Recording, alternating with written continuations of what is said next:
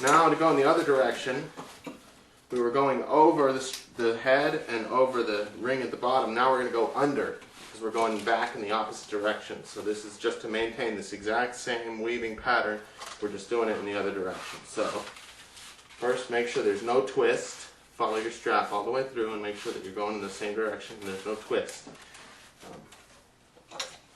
Now we'll go underneath the ring and up through the head from underneath.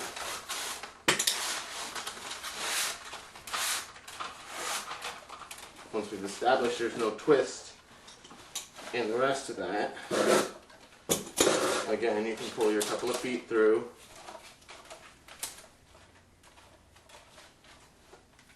Under the ring at the bottom. Make sure not to go inside the loop that your slap is creating here. And under there.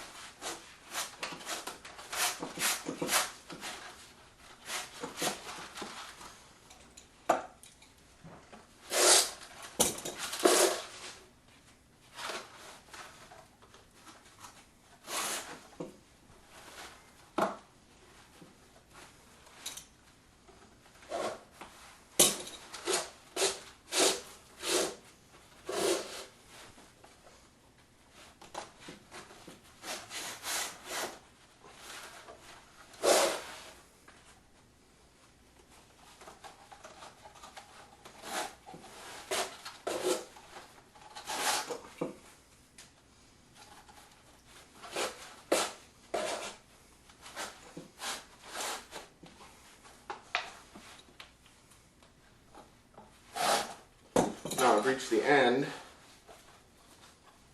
and we can tie our back knot. This is the knot which we were pulling away from for the rest of the exercise here. Since we have plenty of strap, you can leave 4 or 5 inches there just to make this nice and tight and out of the way. So now just for this last one, I went back over the ring at the bottom, and you have your tail coming out on the side away from where your other tail is. Then you're going to go over that strap that you just put down here and underneath it in this fashion. And then to tighten that up, if you pull on it, on the strap and push down on the knot there, you can get a nice tight knot that's not going to slip back and not going to lose any tension later on with our pulling process.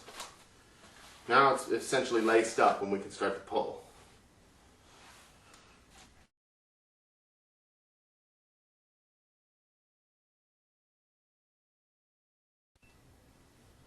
Okay, now we can begin our pulling process. The first run around, you're just basically placing everything. You're making sure your head is on evenly, your ring doesn't have any pulls to one side or the other, and that your straps are going relatively vertical.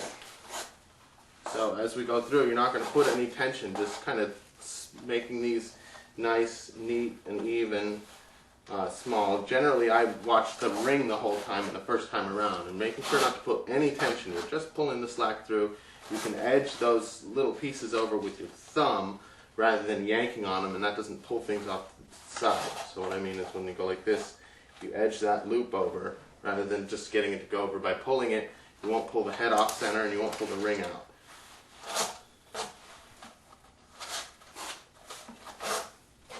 For the purpose of this video, I'm going to go quickly to keep it short. The first few times that you do a tabla, I highly recommend taking your time in these first process because you won't end up with it pulled off to one side or really unevenly balanced. You just want to go around slowly and do it a bunch of times as you go around, as you build up tension, and the result will be better than if you just try to rush through it on the first few times.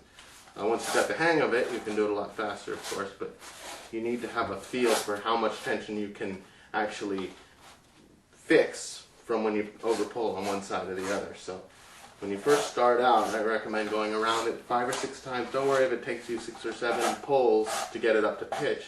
Just do it slowly. Once you have it down, you can do it in 3 or 4.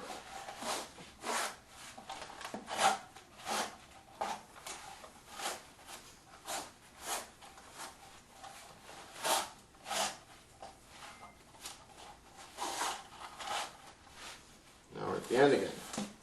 Now we can take our lacing off. You want to remove this before you get any real tension on the drum, because it will put tension down on the gob and it can mess your gob up if it's there as you're pulling it up and you're actually getting a tight tap.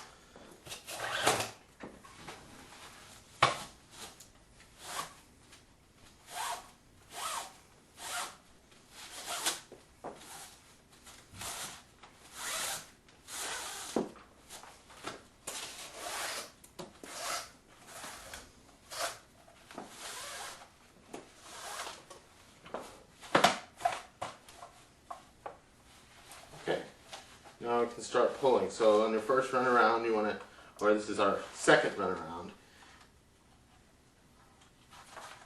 you want to add a little bit more tension this time. But just the amount of tension you could pull with your fingers. You're not even really using your arms at this point. Just a small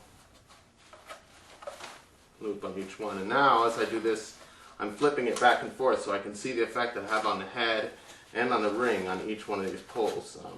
I'm pulling between my thighs. If you pull up here, it's going to whip out and hit you in the face. If you pull too far down, you don't get enough tension. So just right here, so that you're grabbing the head right about where your knees are, is a good leverage spot.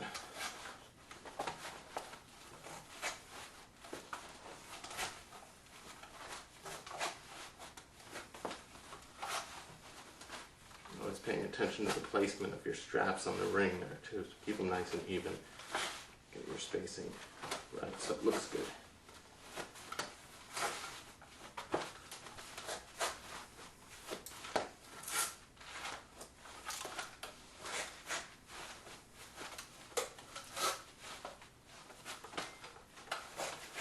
You can increase your tension just a little bit each time as you go around, but still keeping relatively little tension the first couple pulls around, because we're really trying to place the head in the center and place that ring in the center.